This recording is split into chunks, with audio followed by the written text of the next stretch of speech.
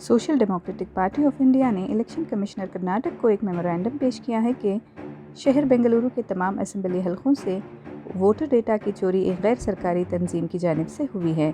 SDPI लीडरान का कहना है कि मौजूदा सरकार इख्तिदार पर बने रहने के लिए एक बड़ी साजिश कर रही है और मौजूदा सरकार ने वोट बैंक मुखालिफ इलाकों से 6.5 लाख लोगों के नाम, जिनमें मुसलमान और दलित ख़ास तौर पर शामिल हैं, बड़ी सोची समझी साजिश के तहत हटा दिए हैं। और जाहिर है कि एक छोटा सा एनजीओ बग़ैर सरकारी मदद के काम नहीं कर सकता था।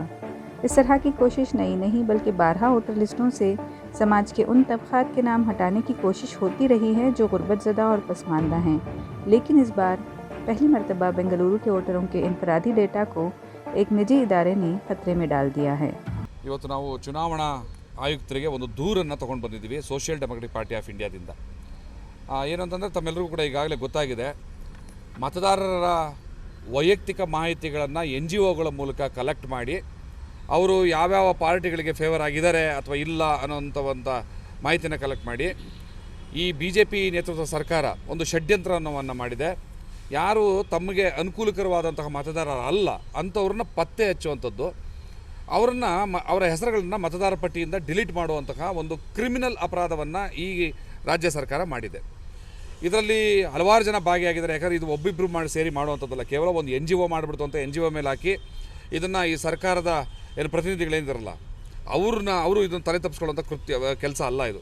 ಇದರಲ್ಲಿ ಅಶ್ವಥ್ ನಾರಾಯಣರವರ ಪಾತ್ರ ಕೂಡ ಇದೆ ಅನ್ನುವಂತಹ ಅನುಮಾನ ಮತ್ತು ಸಾಕ್ಷಿಗಳು ಸಾಕಷ್ಟು ಕಡೆ ಸಿಗ್ತಾ ಇದ್ದಾವೆ। ಏನೊಂದು ಚಿಲಿಮೆ ಅನ್ನುವಂತಹ ಒಂದು NGO ಸಂಸ್ಥೆ ಇದರಲ್ಲಿ ಪ್ರಧಾನ ಪಾತ್ರ ವಹಿಸಿದೆ ಈ ಮತದಾರರ ಹೆಸರುಗಳನ್ನ ಕೈ ಬಿಡುವಂಥ ಕಳ್ಳ ವ್ಯವಹಾರದಲ್ಲಿ। ಆ ಸಂಸ್ಥೆಯಲ್ಲಿ ಅಶ್ವಥ್ ನಾರಾಯಣರ ಲೆಟ್ರೇಡ್ಗಳು ವಹಿವಾಟನ್ನು ನಡೆಸಿರುವಂಥದ್ದು ಕೂಡ ಕಂಡು ಬಂದಿದೆ।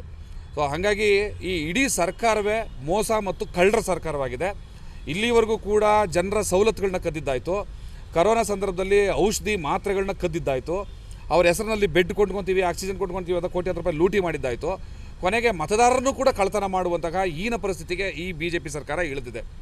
ಇವರ ಒಂದು ಅನ್ಯಾಯ, ಅಕ್ರಮ, ಭ್ರಷ್ಟಾಚಾರದಿಂದ ನೊಂದಿರುವಂತಹ ಈ ರಾಜ್ಯದ ಜನತೆ ಮುಂದಿನ ದಿವಸಗಳಲ್ಲಿ ಇವರಿಗೆ ಖಂಡಿತವಾಗಲೂ ಕೂಡ ಅಧಿಕಾರಕ್ಕೆ ತರುವಂತಹ ನಿಟ್ಟಿನಲ್ಲಿ ವೋಟನ್ನು ಹಾಕೋದಿಲ್ಲ ಅನ್ನೋದು ಇವರಿಗೆ ಪ್ರೂವ್ ಆಗಿದೆ, ಅವರಿಗೆ ಮನವರಿಕೆ ಆಗಿದೆ। ಹಾಗಾಗಿ ಅದನ್ನು ತಪ್ಪಿಸ್ಕೊಳ್ಳೋದಕ್ಕೋಸ್ಕರ ಈ ಮತದಾರರ ಕಳ್ಳತನಕ್ಕೆ ಅವರು ಇಳಿದಿರುವಂಥದ್ದು।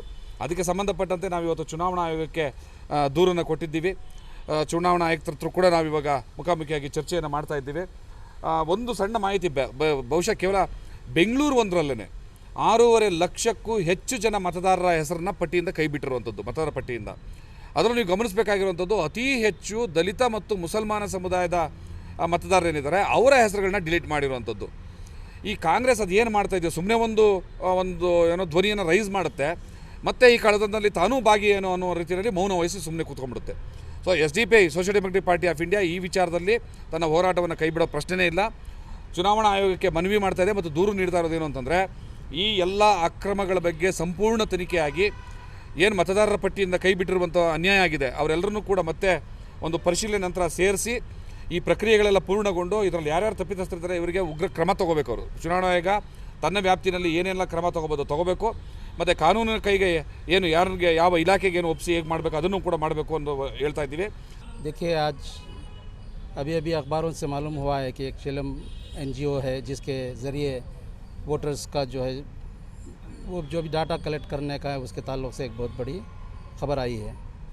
इसमें जब हम तहक़ीक़ कर देखा गया तो पता चला कि एक बहुत बड़ी साजिश है जो इस मौजूदा सरकार अपने को फिर काबिज़ करने के लिए हर हथकंडे अपना रही है, जिसमें वोटर्स हैं।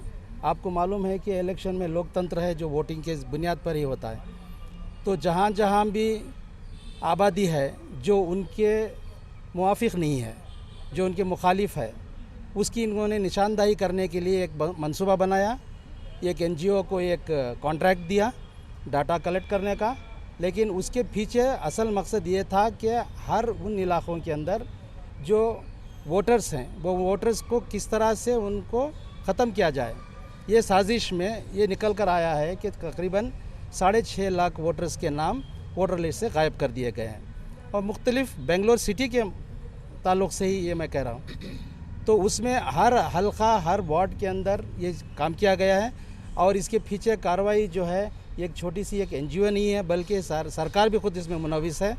और उसकी ज़िम्मेदार जो है यहाँ के चीफ मिनिस्टर भी हैं और दूसरे मिनिस्टर भी हैं, और उनकी ट्रेनिंग के लिए बताया जा रहा है कि मालूम हुआ है हम लोगों के उनकी दफ्तरों में इसकी ट्रेनिंग दी गई है कि किस तरह से नाम निकाला जाए।